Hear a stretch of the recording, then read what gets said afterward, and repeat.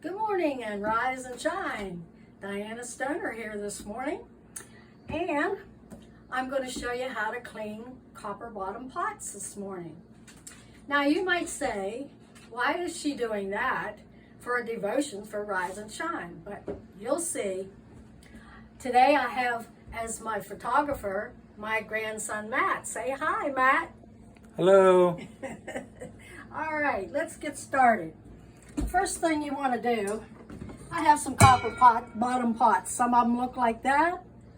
Some of them look like that. But let me show you what we're going to do with vinegar, white vinegar, and just plain table salt. The first thing you want to do, you put it in the sink and you run real hot water over the bottom of the pot so that the bottom gets real hot.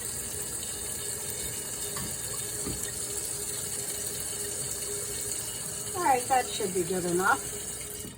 Now, pour a little vinegar over top.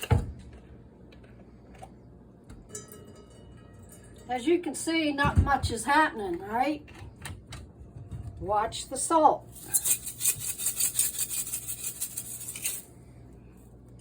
Can you see it start to shine before you even take your sponge over it? Now watch this.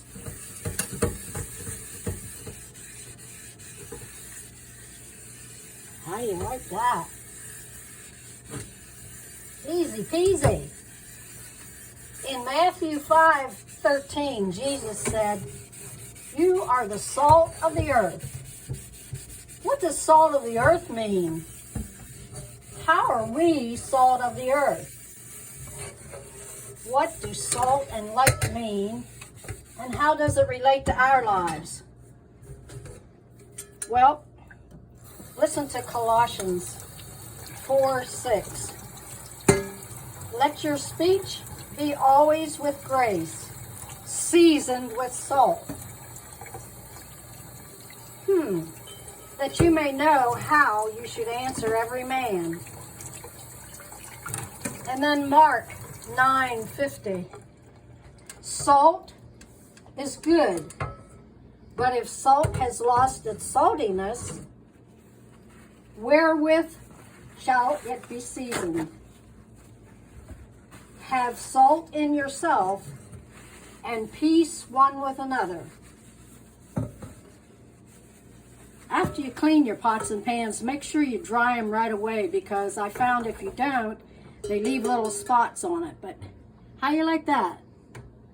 Okay, let's continue.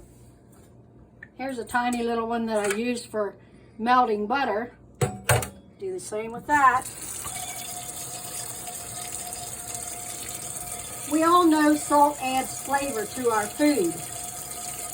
But how does it relate to everyday life, being that we are salt of the earth? Well, most people assume that salt adds flavor to food.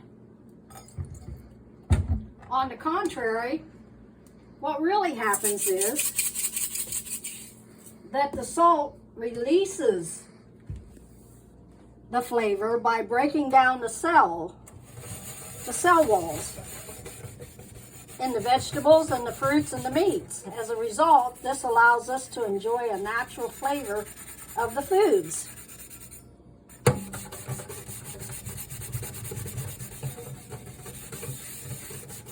That one looks like the last time I cleaned it, I must have left it and didn't dry it because it had spots on it. So you may need to take your little scrubber and scrub those off. There we are. Another one. Ooh. Okay, so as the cells break down with the salt, this process releases the unique aroma and the flavors in the food. The Bible states that we are salt of the world. But the question is, how can we do this? The answer is simple.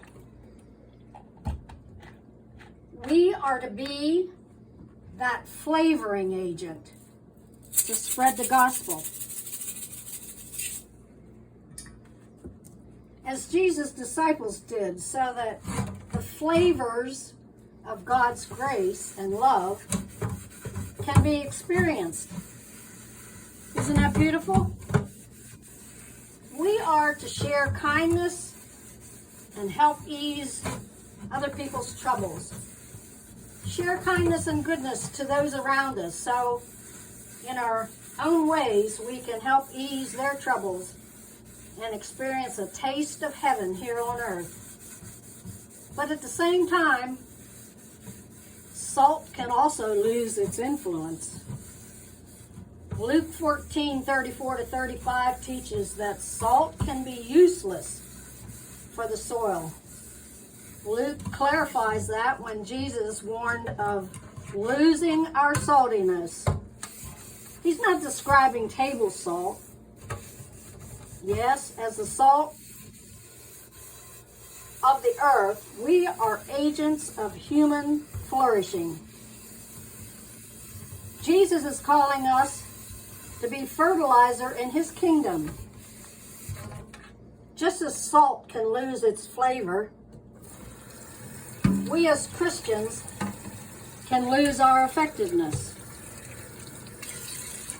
This is why Jesus wants us to be the salt of the earth that preserves, sustains, and brings out the flavor or goodness in others and ourselves.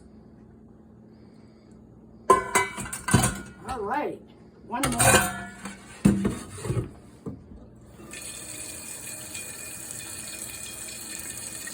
We are to be that flavor enhancer for people who may be hard to deal with.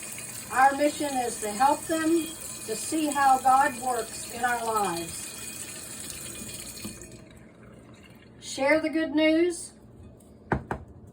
and direct them to the sustainer of life. And we should always remember this. We may sometimes question our value in this world and feel we have little impact on earth, or we're weak, or we're small, or we're not powerful enough. Likewise, this little kernel of salt can be very impactful, bursting with flavor and potency to preserve and enhance flavor and clean pots. Be the salt and light of the world that spreads kindness to others through words, thoughts, prayers, and actions that embody God's goodness. In a unique and loving way, you can allow others to experience the Lord's presence in their lives by being a good friend, child, parent, spouse, colleague, and church member. In closing, a point of interest. In Jesus' time in Israel, much of the salt used was from the Dead Sea, and it was mixed with other nauseous chemicals. So that spoiled its purity and its flavor. And in such a case, the salt was good for nothing. It had to be thrown out and rendered useless. If our lives become polluted by the things of this world, our ability to save, preserve, and flavor life will be diluted and weakened. Our mission is not just to be salt, but to be pure salt.